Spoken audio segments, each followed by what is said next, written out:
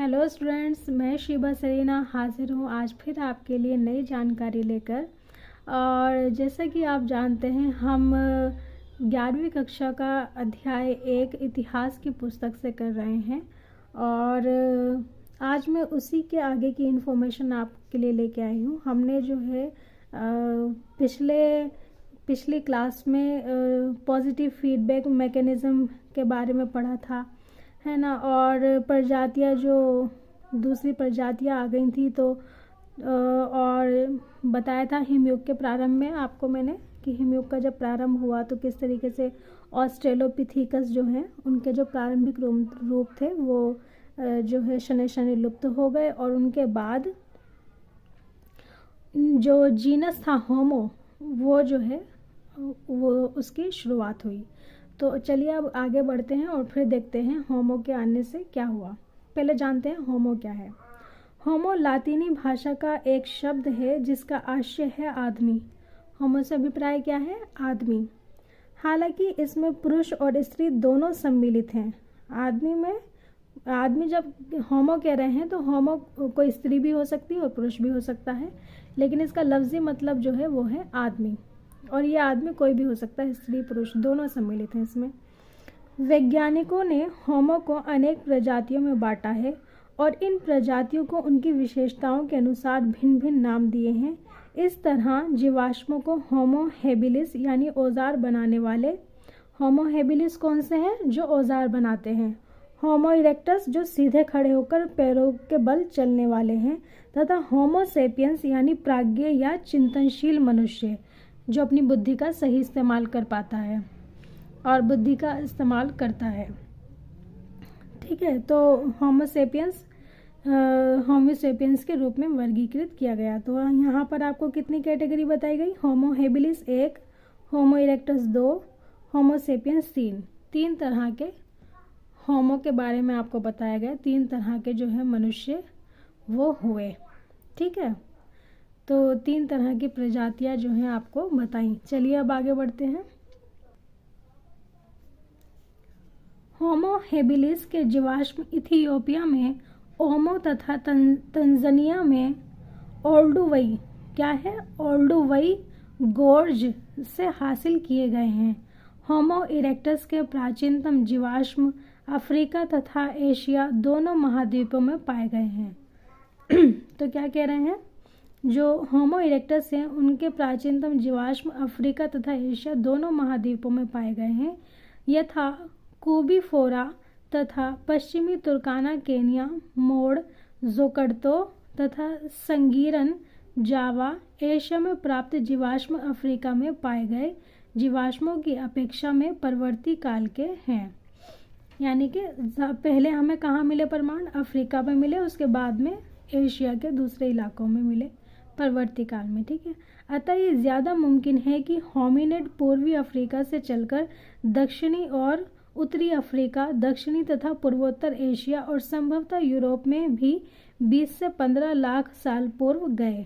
ठीक है, फिर वो अलग जगहों पे जो होमिनिड थे वो चल चल कर पहुँच गए। ये प्रजातियां करीब 10 लाख साल पूर्व तक जीवित रहीं।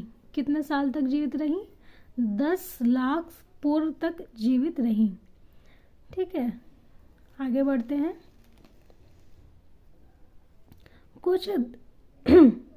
कुछ दृष्टांतों में जीवाश्मों का नामकरण उन जगहों के आधार पर किया गया है जहां उस खास तरह के जीवाश्म सबसे पहले मिले।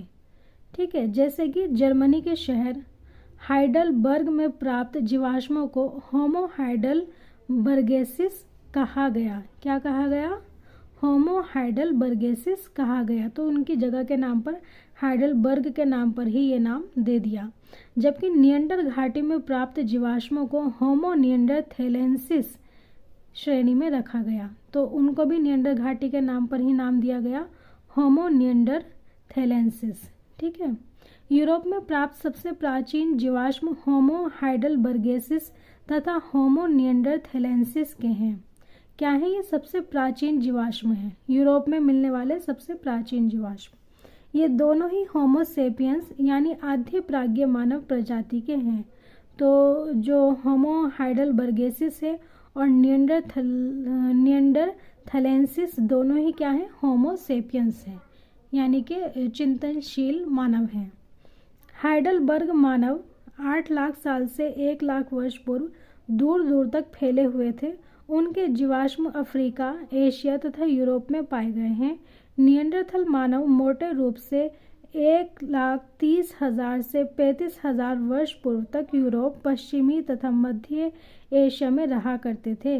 वे पश्चिमी यूरोप में करीब 35,000 साल पूर्व अचानक विलुप्त हो गए। ठीक है, वो भी विलुप्त हो गए अचानक से। सामान्यतः ऑस्ट्रेलोपिथेकस की अपेक्षा होमो का मस्तिष्क विशाल होता था। क्या कह रहे हैं, ऑस्ट्रेलोपिथेकस से बड़ा है होमो का मस्तिष्क। ठीक है, जबड़े बाहर की तरफ कम निकले हुए थे और दांत छोटे होते थे। उनमें मस्तिष्क के आकार में बढ़ोतरी को ज़्यादा बुद्धिमत्ता और बेहतर याददाश्त से जोड़ा जाता है। जबड़ों और दांतों में हुआ बदलाव संभवतः उनके खान पान में हुई भिन्नता से संबंधित था। यानी कि जो बाद के मनुष्य थे वो इतने जंगली मांस, इस तरह की चीज़ें जो है डायरेक्ट नहीं खाते होंगे, और ऑस्ट्रेलोपिथेकस वगैरह ज़्यादा जंगली चीज़ें खाते होंगे, तो इसलिए उनके जबड़े जो है वो ज़्यादा भारी थे, जबकि इनके जो दांत थे वो छोटे थे। ठीक है, तो उम्मीद करती हूँ आपको ये समझ में आ गया होगा। चलिए आगे बढ़ते हैं। और अब एक ये टेबल है यहाँ पर, इस टेबल को देखिए ध्यान से। विश्व में मानव प्रजातियों का विकास। 50 से 10 लाख साल पूर्व अफ्रीका में सहारा के आसपास के प्रदेश में ऑस्ट्रेलोपिथेकस प्रारंभिक होमो इरेक्टस हुए। ठीक है, 10 लाख से 40,000 वर्ष पहले अफ्रीका, एशिया तथा यूरोप के मध्य अक्षांश क्षेत्र में होमो इरेक्टस, आद्य होमो सेपियंस, निएंडरथल मानव, होमो सेपियंस सेपियंस, आधुनिक मानव हुए। फिर बताया 45,000 वर्ष पूर्व ऑस्ट्रेलिया में आधुनिक मानव हुए। 40,000 वर्ष से अब तक उच्च अक्षांश पर यूरोप तथा एशिया प्रशांत द्वीप समूह में बाद वाले निएंडरथल आधुनिक मानव हुए। फिर बताया है उत्तरी तथा दक्षिणी अमेरिकी रेगिस्तान तथा वर्षावन। इसके बारे में हमें कोई यहाँ जानकारी नहीं है, तो इसको छोड़ देते हैं। ठीक, अब आगे देखिए, मानव के क्रमिक विकास की कहानी। आधुनिक मानव। तो इससे पहले जो हम पढ़ रहे थे वो हम जो है बिल्कुल शुरुआत जब जो है एक प्राणी प्रकट हुआ है ना, और 5.6 मिलियन वर्ष पहले उसकी शुरुआत हुई, वहाँ से हमने शुरुआत की थी। और अब हम बढ़ गए हैं और पहुँच गए हैं आधुनिक मानव पर, यानी होमो सेपियंस पर हम पहुँच गए हैं। अब देखते हैं होमो सेपियंस ने क्या किया। अब उनकी क्रमिक विकास को देखते हैं। अगर आप अगले पृष्ठ पर दी गई तालिका पर निगाह डालें तो आप देखेंगे कि होमो सेपियंस के अस्तित्व के विषय में प्राचीनतम प्रमाण हमें अफ्रीका के भिन्न भिन्न हिस्सों से मिले हैं। हमने ये देख लिया। ठीक है, होमो सेपियंस के बारे में जान चुके हैं। अफ्रीका के अलग अलग हिस्सों से उनके अवशेष मिले हैं। इससे ये सवाल उठता है कि मानव की उत्पत्ति का केंद्र कहाँ था। क्या यह केंद्र एक ही था या अनेक थे, यानी कि मानव अलग अलग जगहों पर होमो सेपियंस मानव पैदा हुए, यानी अलग अलग जगहों पर क्या होमो सेपियंस थे, या फिर एक ही जगह पर होमो सेपियंस हुए और फिर वहाँ से अलग अलग जगहों पर चले गए और फैल गए। तो सही बात क्या है ये अब हम जानने का प्रयास करेंगे। आधुनिक मानवों के प्राचीनतम जीवाश्म। आधुनिक मानवों के प्राचीनतम जीवाश्म। इथियोपिया, ओमो किबिश, ये टाइम वगैरह दिया हुआ है यहाँ पे, ये टेबल है, आप देख लीजिए। ये मैं आपको अब नहीं पढ़ा रही हूँ। चलिए आगे देखते हैं। अब यहाँ से देखिए, आधुनिक मानव का उद्भव कहाँ हुआ, ये सवाल है। इस सवाल पर बहुत वाद विवाद हुआ है और इस बारे में 2 मत प्रचलित हैं जो परस्पर बिल्कुल विपरीत हैं, यानी एक दूसरे से बिल्कुल ही उल्टे हैं। इनमें से पहला मत क्षेत्रीय लगातार मॉडल यानी कंटिन्यूटी मॉडल को मानता है, जिसके अनुसार कई क्षेत्रों में अलग अलग मनुष्यों की उत्पत्ति हुई, तथा दूसरा मत प्रतिस्थापन मॉडल यानी रिप्लेसमेंट मॉडल का समर्थन करता है, जिसके अनुसार मनुष्य का उद्भव एक ही स्थान अफ्रीका में हुआ। यह तर्क वर्तमान मनुष्य में दिखने वाले लक्षणों की क्षेत्रीय विविधताओं पर आधारित है कि मनुष्य एक ही स्थान पर उत्पन्न हुआ। ठीक है, तो अब हमारे पास दो मॉडल हैं, कंटिन्यूटी मॉडल और रिप्लेसमेंट मॉडल। कंटिन्यूटी क्षेत्रीय लगातार मॉडल और दूसरा मत प्रतिस्थापन मॉडल। तो अब हम पहले मॉडल को देखते हैं। क्षेत्रीय निरंतरता मॉडल के मुताबिक भिन्न भिन्न प्रदेशों में रहने वाले होमो सेपियंस का आधुनिक मानव के तौर पर विकास धीरे धीरे भिन्न भिन्न रफ्तार से हुआ और इसीलिए आधुनिक मानव दुनिया के भिन्न भिन्न हिस्सों में पहली मर्तबा अलग अलग स्वरूप में दिखाई दिया।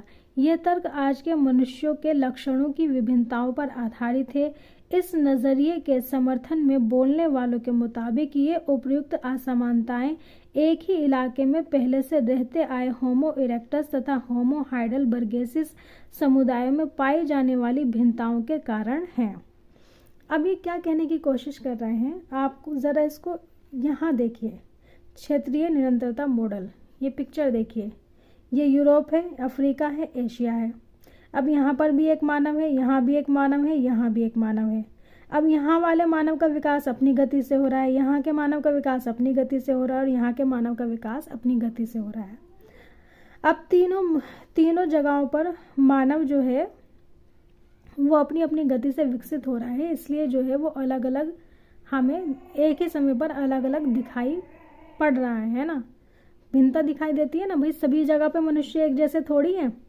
कहीं पर मनुष्य किसी रूप में दिख रहे हैं, कहीं पे किसी रूप में दिख रहे हैं, तो वो इसलिए दिख रहे हैं क्षेत्रीय निरंतरता मॉडल के अनुसार कि वो अलग अलग जगहों पर अलग अलग उनकी विकास की प्रक्रिया जो है वो चल रही थी।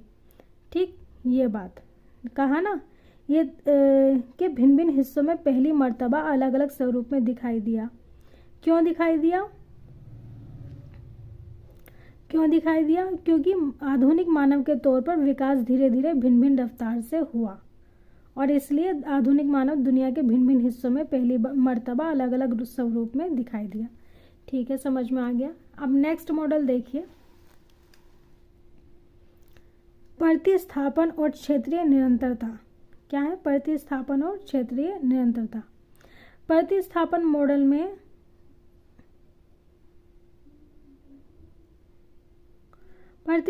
मॉडल में यह कल्पना की गई है कि मानव के समस्त प्राचीन रूप, चाहे वे कहीं भी थे, बदल गए और उनका स्थान पूर्णतः आधुनिक मानव ने ले लिया।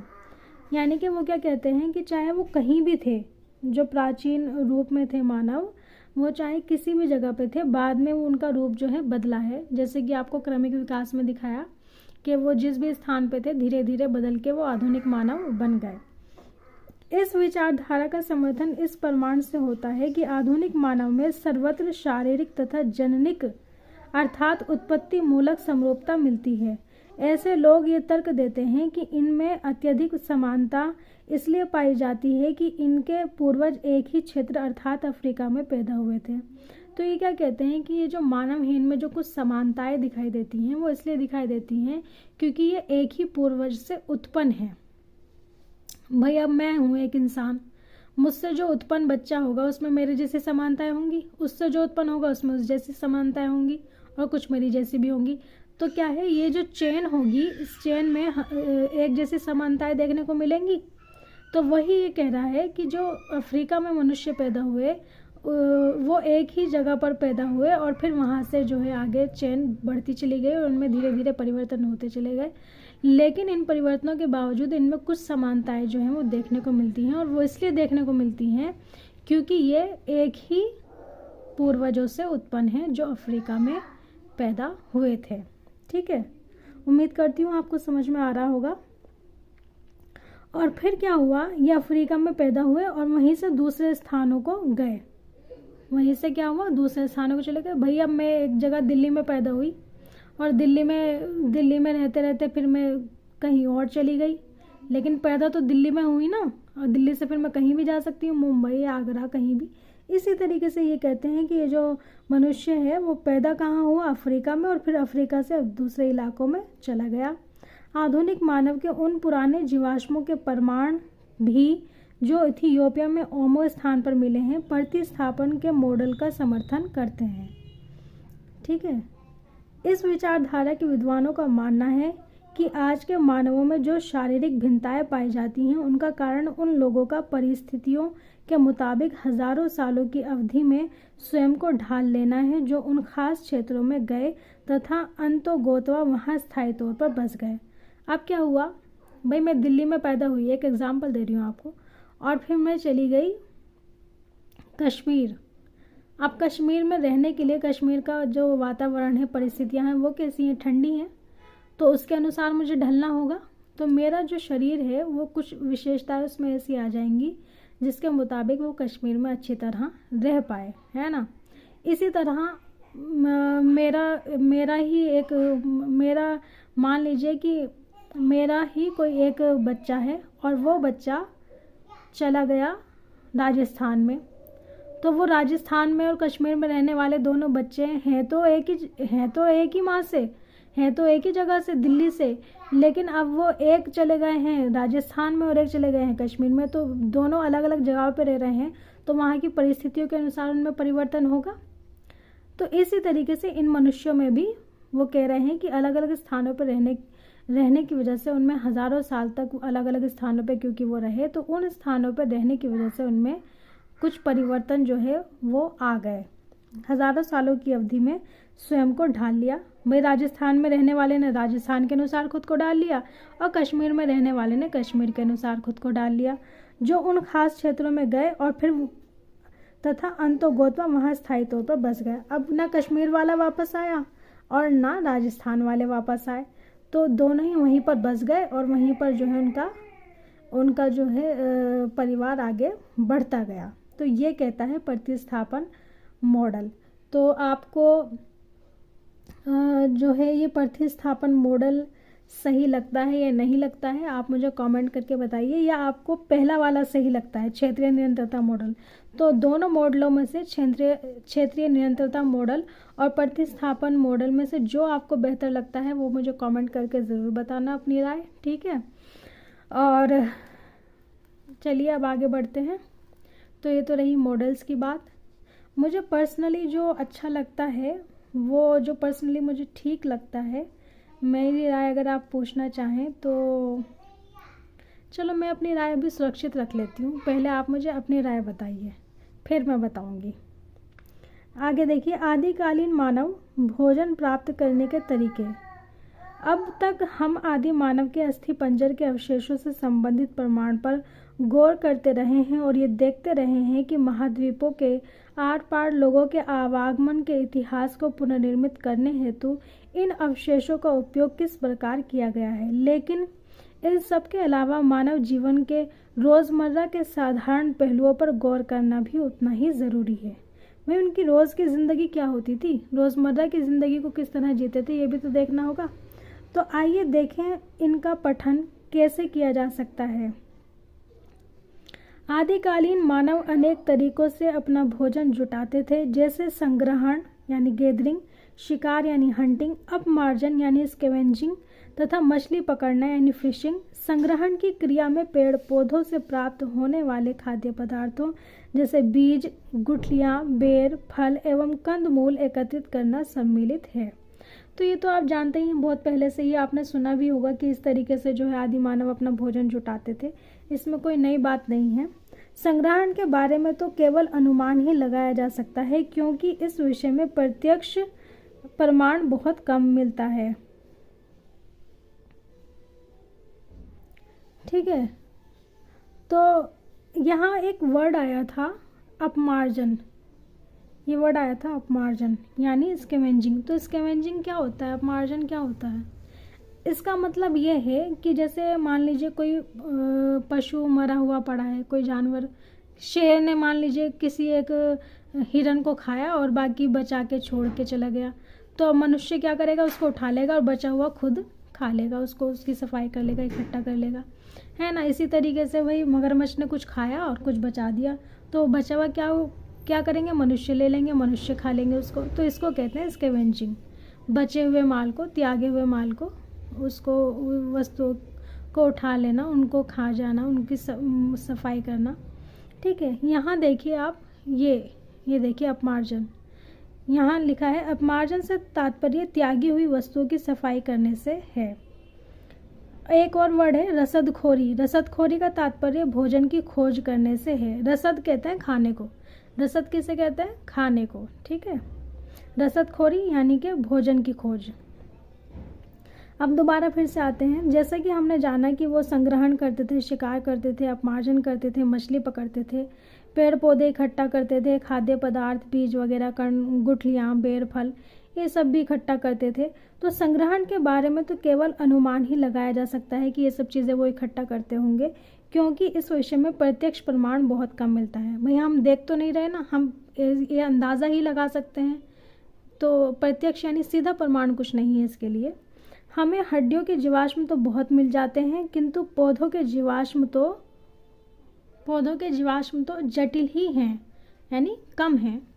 पौधों से भोजन जुटाने के विषय में सूचना प्राप्त करने का एक तरीका दुर्घटना अथवा संयोगवश जले हुए पौधों से हासिल अवशेषों का अध्ययन है। इस प्रक्रिया में कार्बनीकरण हो जाता है और इस रूप में जैविक पदार्थ लंबे समय तक सुरक्षित रह सकते हैं। तो वो जो जले हुए पदार्थ होते हैं उनसे अनुमान लगाया जाता है कि वो कितने पुराने हैं, उनकी डेट का पता लगाया जाता है।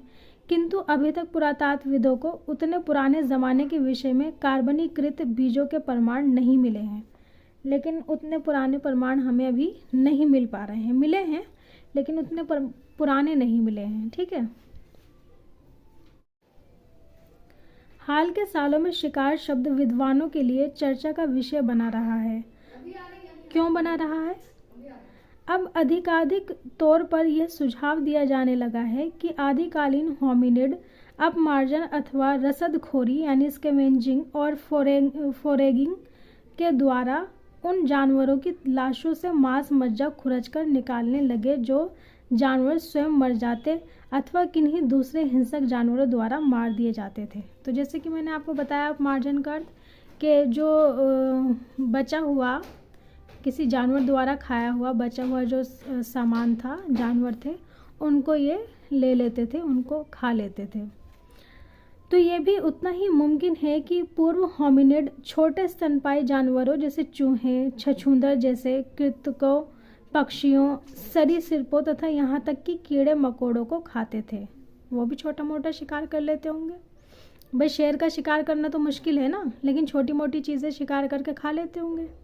शिकार शायद बाद में आरंभ हुआ, करीब 5 लाख साल पूर्व योजनाबद्ध तरीके से सोच समझकर बड़े स्तनपायी जानवरों का शिकार और उनका वध करने का सबसे प्राचीन स्पष्ट प्रमाण 2 स्थलों से मिलता है। तो जो बड़ा शिकार है, बड़े जानवरों का शिकार जो है प्लान के साथ होता है ना, और कई सारे लोग मिलकर करते हैं। तो ये जो है बाद में शुरू हुआ। पहले क्या करते थे पहले वो करते थे अपमार्जन, यानी कि बचे हुए जो शिकार किए हुए चीज़ें मिल जाती थी उन्हें खाई हुई, उनको खाते थे। बाद में उन्होंने बड़े शिकार करना शुरू किया। इसके प्रमाण हमें मिले हैं 2 स्थलों में मिलते हैं तथा वे हैं दक्षिणी इंग्लैंड में बॉक्स ग्रोव से 5 लाख वर्ष पूर्व का और जर्मनी में शोनिजन से 4 लाख वर्ष पूर्व का प्रमाण हमें मिलता है। यहाँ एक मैप दिया है, वो मैं आपको दिखा नहीं रही, इतना ज़रूरी नहीं है दिखाना। अब देखिए, मछली पकड़ना भी भोजन प्राप्त करने का एक अहम तरीका था, जैसे कि कई खोज स्थलों से मछली की हड्डियां मिलने से ज्ञात होता है। अब देखिए, मैं यहाँ पे एक बात कहना चाहती हूँ स्टूडेंट्स कि देखो, आज जो है ना, लोग अपने आप को बड़ा कास्ट प्राइड लेके घूमते हैं कि मैं इस कास्ट का हूँ, मेरी कास्ट बड़ी है, उनकी छोटी है, ये है वो है।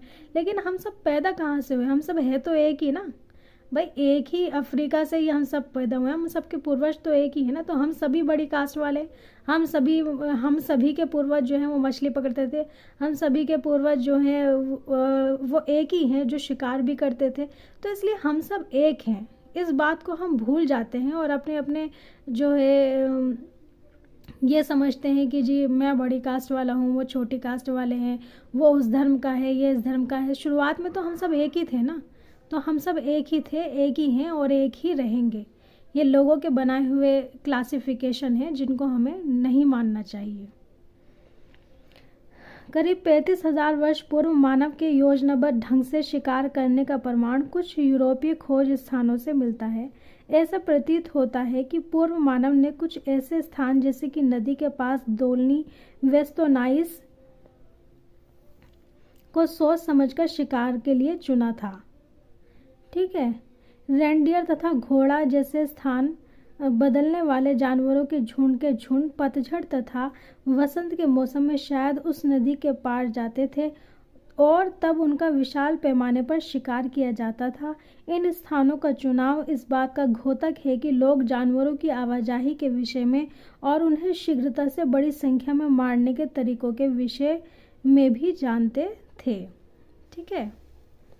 ऐसे ही तो इतना सारा शिकार नहीं कर लेते थे, जानते थे इनके बारे में। क्या खाद्य पदार्थ एकत्रित करने, मरे हुए जानवरों से मांस निकालने, शिकार करने और मछली पकड़ने में स्त्री पुरुषों की भूमिकाएं अलग अलग होती थी? ये भी एक अहम सवाल है। स्त्रियों का स्थान क्या था? क्या स्त्रियां और पुरुष मिलकर शिकार करते थे? क्या स्त्रियां और पुरुषों की भूमिका अलग अलग थी? वस्तुतः इस विषय में हमारे पास कोई जानकारी नहीं है। आज भी ऐसे कई समाज हैं जो शिकार और संग्रहण के बल पर अपना भरण पोषण करते हैं। इनमें स्त्री पुरुष भिन्न भिन्न क्रियाकलाप संपन्न करते हैं, किंतु जैसे कि हम इस अध्याय के परवर्ती अनुभागों में देखेंगे कि अतीत के साथ हमेशा समानांतर तुलनाएं सुझाना मुमकिन नहीं है। लेकिन हमेशा हम बता नहीं सकते कि स्त्री और पुरुष की भूमिका क्या रही। ये बताना जो है हमेशा आसान नहीं होता है ना। अब यहाँ देखिए, प्रारंभिक मानव पेड़ों, गुफाओं तथा खुले स्थानों पर आवास। ये देखिए प्रारंभिक मानव के रहन सहन के विषय में उपलब्ध प्रमाण का पुनर्निर्माण करने की चेष्टा करते हैं तो हम अपने आप को अधिक सुनिश्चित आधार पर पाते हैं। उपलब्ध साक्ष्य का पुनर्निर्माण करने का एक ढंग ये है कि उनके द्वारा निर्मित शिल्प कृतियों के फैलाव। चलो ये बाद में देखेंगे, पहले ये पढ़ लेते हैं ये क्या है। ओलोर जैसाइली का उत्खनित स्थल। उत्खननकर्ता लुइस लीकी तथा मेरी ने प्रक्षेपों के लिए उत्खनित स्थल के चारों तरफ संकरी पगडंडी का पुल बना दिया था। ये बना दिया है। अच्छा, ये बना दिया है। ठीक है। हमने लुइस लीकी के बारे में पढ़ा था ना, मेरी के बारे में। उन्होंने एक पुरुष ढूंढ निकाला था जो आदिकाल का था, है ना। वही ये जगह दिखा रहे हैं उनके। अब ये स्थल देखिए। इस स्थल पर हासिल हस्त कुठार सहित अन्य औजारों की एक नज़दीकी तस्वीर। ये देखिए हस्त कुठार ये और अन्य औजार। ठीक है, चलिए आगे बढ़ते हैं।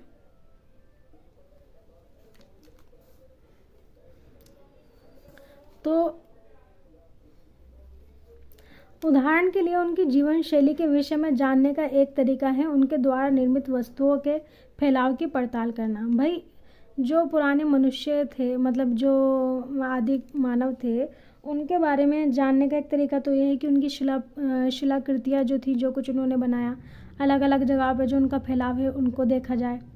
फिर दूसरा क्या है कि उनके द्वारा निर्मित वस्तुओं के फैलाव की पड़ताल की जाए।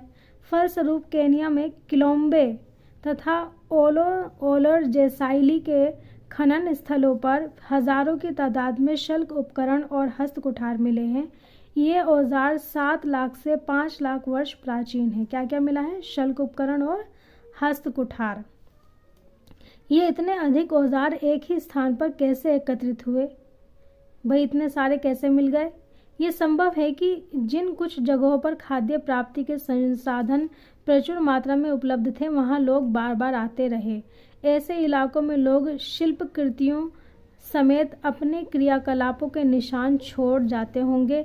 ऐसा मालूम होता है कि पूरे परिदृश्य में कुछ ही इलाकों में जमा शिल्प कृतियाँ मिलती हैं और वे क्षेत्र कुछ भिन्न से दिखाई पड़ते हैं, और जिन स्थानों पर व्यक्तियों का आवागमन कम होता था वहाँ ऐसी शिल्प कृतियाँ कम मात्रा में सतहों पर बिखरी हुई हैं। यानी कि वो जहाँ पर ज़्यादा तादाद में हमें शिल्प कृतियाँ मिली हैं या औजार मिले हैं, वहाँ पर वो बार बार आते होंगे, वहाँ पर सामान अपना छोड़ जाते होंगे, निशान छोड़ जाते होंगे, ताकि वो वहाँ से आके दोबारा से अपनी जो सामान है उनका इस्तेमाल कर सकें, उन शिकार में उन अपने सामानों को यूज़ कर सकें, है ना। यहाँ ये भी स्मरण रखना ज़रूरी है कि एक ही इलाके में होमिनिड अन्य प्राइमेटों तथा मांस भक्षियों के साथ रहते थे। समझ गए? होमिनिड प्राइमेटों और मांस भक्षियों के साथ रहते थे एक ही इलाके में। निम्नलिखित रेखा चित्र में देखिए कि ये किस प्रकार होता था। ये देख रहे हैं आप पिक्चर, ये देखिए, पेड़ों पर होमिनिड, पेड़ों पर अन्य स्तनपायी, पेड़ों पर भरण पोषण करते हुए तेंदुए, तो सब रह रहे हैं यहाँ पर। ये नहीं कि मनुष्य अकेला रहता है। उल्लू, मांस भक्षी लाते हुए, भरण पोषण करते हुए, हड्डियाँ, परवेश, हड्डियाँ काटते हुए, तोड़ते हुए, गैर होमिनिड स्तनपायी वस्तुओं को इधर उधर घुमाते हुए, यहाँ पर होमिनिड लाते हुए इधर पत्थर, और अपमार्जन निकालते हुए यहाँ हड्डियाँ, इधर चबाना, और इधर निकास देखिए पत्थर और हड्डियाँ, होमिनिड निष्कासित करते हुए, बाढ़ के वक्त भरण पोषण करते हुए मगरमच्छ, इधर निष्कासित होते हुए, है ना, वस्तुएं अंदर प्रवाहित होते हुए बाढ़ में। तो इस तरीके से हम क्या देख रहे हैं कि बहुत सारे लोग जो है वो एक साथ आवास में रहते थे एक ही स्थान पर। अब यहाँ देखिए शिल्पकृतियाँ यानी आर्टफैक्ट्स, मानव निर्मित वस्तुएं होती हैं। शिल्पकृतियाँ क्या होती हैं? मानव निर्मित वस्तुएं होती हैं। इनमें कई तरह की चीज़ें सम्मिलित होती हैं, जैसे औजार, चित्रकारियाँ, मूर्तियाँ, उत्कीर्ण, चित्र आदि। तो शिल्पकृतियों से सिर्फ ये नहीं समझ लें कि चित्रकारियाँ हैं, इसमें औजार भी सम्मिलित हैं, मूर्तियाँ भी हैं, उत्कीर्ण भी हैं, चित्र भी हैं, सब सम्मिलित हैं। ठीक है, उम्मीद करती हूँ कि आपको अच्छी तरह समझ में आ रहा होगा। फ्रेंड्स, अगर आपको वीडियो अच्छी लगती है तो प्लीज़ लाइक ज़रूर किया कीजिए, ताकि मुझे भी पता चले कि आपको अच्छा लग रहा है ना, समझ में आ रहा है। नेक्स्ट देखिए, पुरातात्विदों का यह परामर्श है कि पूर्व होमिनिड भी होमो हैबिलिस की तरह संभवतः स्थान विशेष पर पाई गई अधिकतर खाद्य सामग्री को वहीं खा लेते थे। ठीक है, वहीं खा लेते थे, फिर भिन्न भिन्न स्थानों पर सोते थे और अधिकतर समय वृक्षों पर बिताते थे। यहाँ कई प्रश्न उठते हैं। यहाँ उत्खनन स्थलों पर हड्डियाँ कैसे पहुँच गईं, कैसे पहुँची होंगी उत्खनन स्थलों पर? यहाँ पत्थर कैसे पहुँचे होंगे? क्या हड्डियाँ अक्षुण्ण रही होंगी? तो ये सवाल उठते हैं और इन सवालों के जवाब हमें अभी मिलेंगे। 4 लाख से 125,000 पूर्व गुफाओं तथा खुले निवास क्षेत्र का प्रचलन। ये देख रहे हैं आप, इधर खुला निवास ये कुछ गुफा सी भी है और कुछ खुला खुला भी है। खुले निवास क्षेत्र का प्रचलन आरंभ हो गया। इसके प्रमाण यूरोप के पुरास्थलों में मिलते हैं। दक्षिण फ्रांस में स्थित लेज रेड गुफा की दीवार को 12x4 मीटर आकार के एक निवास स्थल से सटाकर बनाया गया है। इसके भीतर 2 चूल्हों और भिन्न भिन्न तरह के खाद्य स्रोतों जैसे फलों, वनस्पतियों, बीजों, काष्ठफलों, पक्षियों के अंडों तथा मीठे जल की मछलियाँ, ट्राउट, पर्च और कार्प के प्रमाण मिले हैं। एक अन्य पुरास्थल दक्षिणी फ्रांस के समुद्र तट पर स्थित टेरा अमाटा है। टेरा अमाटा में घास फूस तथा लकड़ी की छत वाली कच्ची निर्बल झोपड़ियाँ सामयिक मौसमी प्रवास हेतु बनाई जाती थी, इस तरह की। ठीक है, आगे देखिए, केन्या में चेसोवांजा तथा दक्षिणी अफ्रीका में स्वाट क्रांस में पत्थर के औजारों के साथ साथ आग में पकाई गई चिकनी मिट्टी तथा जली हुई हड्डियों के टुकड़े मिले हैं, जो 14 लाख से 10 लाख वर्ष प्राचीन हैं। क्या ये चीज़ें प्राकृतिक रूप से झाड़ियों में लगी आग अथवा ज्वालामुखी से उत्पन्न अग्नि से जलने का नतीजा है, या क्या ये एक सुनियोजित सुनियंत्रित तरीके से लगाई गई आग में पकाकर बनाई गई थी? हम इसके विषय में सटीक रूप से नहीं जानते। ये तो नहीं जानते हम, क्योंकि हमें सिर्फ प्रमाण मिला है, और ये पकीटों का प्रमाण मिला। अब ये नहीं पता जानबूझ के पकाई गई थी या पक गई आग लगने की वजह से। ठीक है, अब यहाँ देखिए, ये टेरा अमाटा में पुनर्निर्मित एक झोपड़ी का चित्र है। झोपड़ी के किनारों को सहारा देने के लिए बड़े पत्थरों का प्रयोग किया जाता है। इधर बड़े पत्थर प्रयोग किया जाता था। फर्श पर जो पत्थर के छोटे छोटे टुकड़े बिखरे हुए हैं वे उन जगहों के घोतक हैं जहां बैठकर लोग पत्थर के औजार बनाते थे। तीर के चिन्ह से अंकित काली जगह चूल्हे को दर्शाती है। ये चूल्हे को दर्शाती है। आपके अनुसार इन स्थानों पर रहने वालों का जीवन वृक्षों पर रहने वाले होमिनिडों के जीवन से किस तरह भिन्न होगा? कमेंट करके बताइए किस तरह भिन्न होगा। ठीक है, चलिए आगे बढ़ते हैं। दूसरी तरफ चूल्हे आग के नियंत्रित प्रयोग के घोतक हैं। इसके अनेक लाभ हैं। नियंत्रित आग का इस्तेमाल गुफाओं के भीतर प्रकाश और उष्णता मिलने में सहायक होता था और इससे भोजन भी पकाया जा सकता था। इसके अतिरिक्त लकड़ी को कठोर करने में आग का प्रयोग होता था, जैसे कि भाले की नोक बनाने में, शल्क निकाल कर औजार बनाने में भी उष्णता उपयोगी होती थी। साथ ही इसका इस्तेमाल खतरनाक जानवरों को भगाने में होता था। ठीक, चलिए आगे बढ़ते हैं। प्रारंभिक मानव औजारों का निर्माण। अब फिर से औजारों के बारे में पढ़ते हैं। हमें यह स्मरण रखना उपयोगी होगा कि औजार का प्रयोग और औजार बनाने की क्रिया मानव तक ही सीमित नहीं है। पक्षी भी कुछ ऐसी चीज़ें बनाने हेतु जाने जाते हैं जो उन्हें भोजन प्राप्त करने, अपने आप को स्वच्छ तथा स्वस्थ रखने और सामाजिक संघर्ष में मदद देने के लिए उपयोगी होती हैं। इसी तरह कुछ चिंपैंजी भी अपने भरण पोषण हेतु जो औजार प्रयोग करते हैं उन्हें वे खुद बनाते हैं। यानी कि हम ये ना समझ लें कि सब कुछ मानवों ने ही बनाया है, और वो पक्षियों का हो सकता है, दूसरे जानवरों का हो सकता है। यद्यपि मनुष्य में औजार बनाने के लिए कुछ विशेषताएं हैं जो वानरों में नहीं पाई जाती हैं। ऐसा कि हमने पढ़ा है कुछ खास तरह के शारीरिक और संभवतः स्नायु तंत्रीय अनुकूलनों के कारण हाथ का कुशलतापूर्ण इस्तेमाल संभव हुआ है और इस कार्य में शायद मनुष्यों के जीवन में औजारों की अहम भूमिका रही हो, है ना भाई। जब अच्छे औजार बनाए उन्होंने, तो कैसे बनाए? हाथ का प्रयोग करके बनाए ना, और हाथ का प्रयोग वो अच्छी तरह कर पा रहे थे।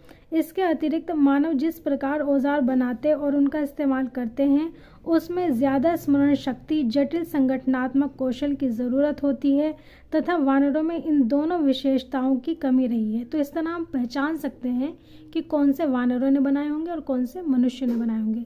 जो ज़्यादा विशिष्टताओं के साथ बने हैं, ज़्यादा अच्छी तरह बने हैं, वो हम अनुमान कर सकते हैं कि मनुष्य ने बनाए होंगे। पत्थर के औजार बनाने और उनका प्रयोग किए जाने का सबसे प्राचीन प्रमाण इथियोपिया तथा केनिया के पुरास्थलों से हासिल होता है। यह मुमकिन है कि ऑस्ट्रेलोपिथेकस ने सर्वप्रथम पत्थर के औजार बनाए थे। मुमकिन है, हो सकता है संभवतः। यहाँ देखिए, ये देखिए कुछ 2 पत्थर आपको दिखाई दे रहे हैं। कुछ आरंभिक औजार, ये औजार ओल्डुवई में मिले थे।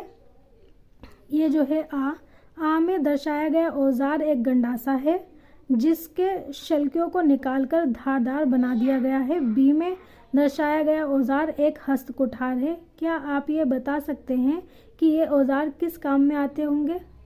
बता सकते हैं? बिल्कुल बता सकते हैं। दूसरे क्रियाकलापों की तरह औजार बनाने के विषय में भी हम ये नहीं जानते कि यह काम पुरुषों अथवा स्त्रियों अथवा दोनों द्वारा मिलकर किया जाता था। यानी कि औजार पुरुष बनाते थे या स्त्री, ये नहीं बता सकते, या फिर दोनों मिलकर बता सकते थे, ये भी नहीं बता सकते। ये मुमकिन है कि पत्थर के औजार बनाने वाले स्त्री पुरुष दोनों ही होते थे।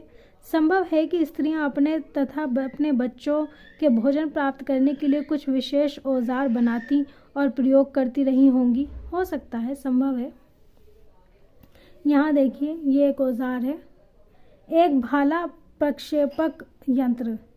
इसके हत्थे पर की गई नक्काशी, यहाँ देखिए, ये इधर हत्थे पर की गई नक्काशी देखिए। भाला प्रक्षेपक यंत्र के इस्तेमाल से शिकारी ज़्यादा लंबी दूरी तक भाला फेंकने में कामयाब हुए। क्या आप इस औजार का कोई अन्य लाभकारी उपयोग बता सकते हैं? अच्छा, भाले का और क्या उपयोग हो सकता है? भाले से कुछ गहरी खुदाई भी हो सकती है ना, लेकिन उसके लिए बहुत मजबूत होना चाहिए भाला। चलिए आगे बढ़ते हैं। करीब 35,000 साल पहले जानवरों को मारने के तरीकों में सुधार हुआ। इस बात का साक्ष्य यह है कि फेंक कर मारने वाले भालों और तीर कमान जैसे नए किस्म के औजार बनाए जाने लगे। मांस को साफ किया जाने लगा, उसमें हड्डियां निकाल दी जाती थी। तथा फिर उसे सुखाकर हल्का सेकते हुए सुरक्षित रख लिया जाता था। इस तरह सुरक्षित किए खाद्य को बाद में खाया जा सकता था।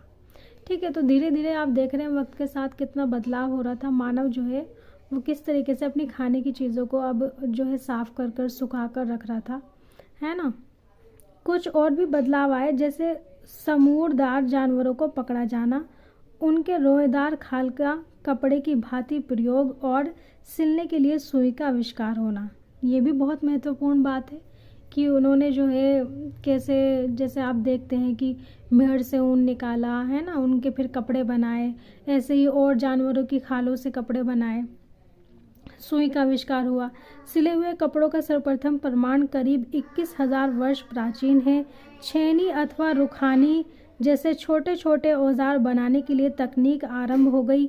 इन नुकीले ब्लेडों से हड्डी, सींग, हाथी दांत अथवा लकड़ी पर नक्काशी करना या कुरेदना अब आसान हो गया। इसी के साथ मैं आपको ये चित्र दिखाती हूँ।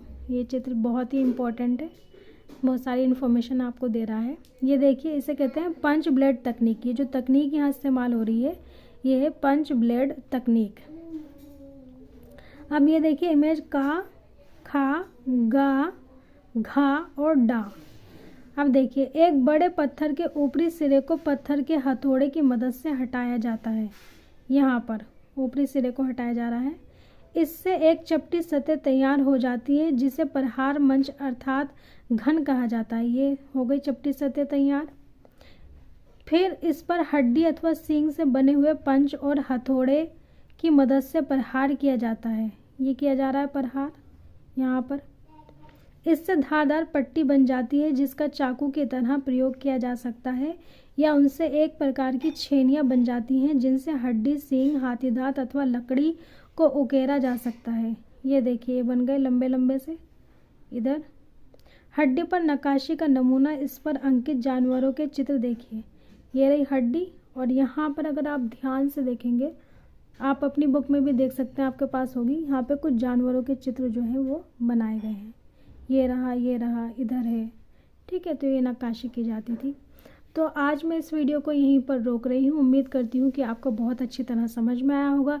कुछ भी अगर डाउट हुआ है तो आप कमेंट करके पूछ सकते हैं, और अगर आपको ये वीडियो अच्छी लगी है, समझ में आया है, तो प्लीज़ इसको लाइक करिए, और अगर आप इस चैनल पर नए हैं तो प्लीज़ चैनल को सब्सक्राइब कर लें। साथ ही प्रेस करें बेल आइकन ताकि लेटेस्ट नोटिफिकेशंस जो हैं वो आप तक पहुँचते रहें। और इसी के साथ अब मैं लेती हूँ आपसे अलविदा, गुड बाय, टेक केयर। अपना खूब ख्याल रखिए, खूब पढ़ाई कीजिए और खुश रहिए। Thank you for watching this video. Thank you once again.